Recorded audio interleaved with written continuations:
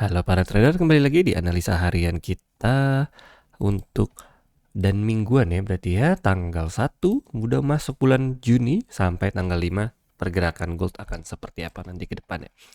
Oke ya, kemarin cukup ya, di malam hari kita akan cabut, lalu tiba-tiba seperti yang sudah diperkirakan ya, Jumat Keramat pembersihan ternyata ngebersihin para seller ya. Sellnya di sini, stop lossnya di atas pun dijemput, habisin dikit, langsung banting ke bawah. Dan kemarin sudah tidak trading ya, karena sudah malam cabut. Cuman kalau misalnya teman-teman ikut trading, berarti di sini kena SL karena dia ngejemput, ngebersihin tuh ya.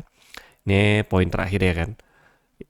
Dia nambahin dikit. Ini bandar nih, udah main nih, udah masuk nih. Ya, biasa hari Jumat malam itu udah pembersihan itu, tiba-tiba banting itu udah biasa.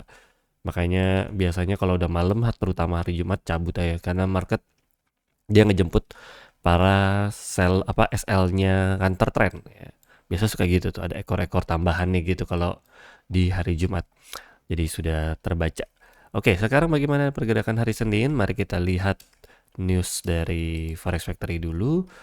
Tadi sudah intip-intip dikit. Kalau hari Senin nanti akan ada manufacturing PMI, lalu di 30-31 ini ada news ya. Tanggal 2-nya juga ini ada dari GBP, JLTS ini cukup pengaruh ya, walaupun ya mungkin 10 sampai 20 dolar naik turun. Hari Rabu ada kah? Wah, ini siap-siap NFP nih ya. Persiapan. Lalu di hari Kamisnya juga ada unemployment claim. Ya, tapi ini orange ya unemployment claim ya.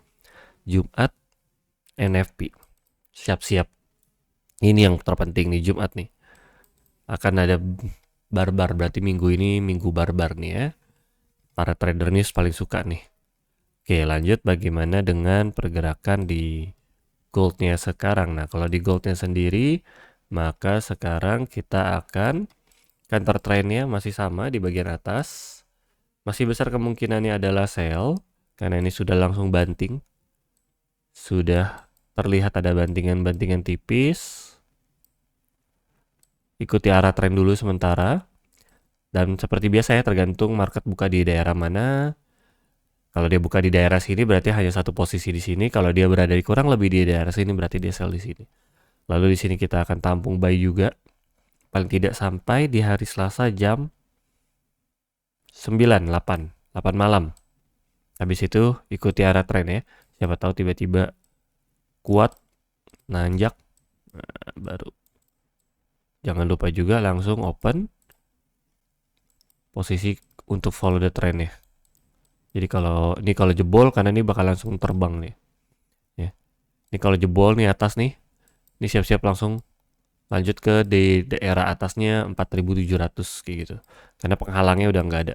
Begitu juga sebaliknya di daerah bawah, kalau tiba-tiba market dibuka udah tipis gitu ya ke daerah 4.500.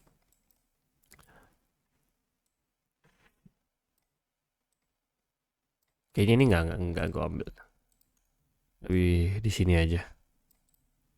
Karena ini besok Senin, pergerakannya harusnya nggak terlalu barbar, tinggal lihat dia marketnya opennya di daerah mana.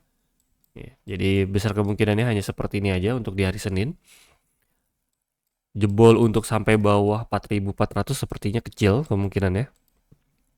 Maksudnya bisa di counter di daerah sini untuk buy di 4428, tapi sepertinya kecil kemungkinannya karena hanya news-news tipis aja besok. Lalu info sedikit dari news geopolitik. Infonya adalah apakah sudah damai antara Iran dan US. Ternyata per hari ini sebenarnya di tanggal 31 ini akan deal-dealan ya, tapi info terbarunya di 10 jam yang lalu ya masih di hold ya. Jadi belum deal, seharusnya sudah deal ya, nggak tahu kenapa si Trump tiba-tiba nginfoinnya di hold lagi gitu ya. Karena ini kalau dia deal maka siap-siap gold turun tajam ya. Tinggal tipis lagi aja ya. Sudah damai karena memang tidak ada yang bisa dilawan juga sudah ya. Gimana ya? Agak susah ngomong ya kalau soal news ya. Ya singkatnya untuk gold akan turun ke bawah jika damai sudah terjadi ya. Tapi ingat tanggal 31 Mei ini masih jam 5 ya. Jadi masih panjang harinya, masih ada kemungkinan news-news tambahan, tapi seharusnya sudah deal sebenarnya di hari ini. Jadi kalau hari ini deal, besar kemungkinannya gold turun ke bawah, dan kalau benar deal, ini mungkin hanya mantul tipis aja, mungkin hanya bisa TP 10-20 dolar saja, habis itu dia akan lanjut turun ke bawah banting lagi. Jadi sebenarnya besar kemungkinannya adalah sell. Jika hari ini atau paling tidak Senin, kan perbedaan jam kita sama US, beda 12 jam dan kita lebih cepat. Jadi kita menunggu sebenarnya. Ya. Di sana belum malam gitu istilahnya. Berarti penentuannya jam Senin jam 12 siang. Baru benar-benar selesai tanggal 31 Mei di sana istilahnya gitulah ya. Nah, jadi kita tinggal tunggu saja news-nya. So, segitu saja analisa harian kita dan mingguan kita kali ini. Salam cuan.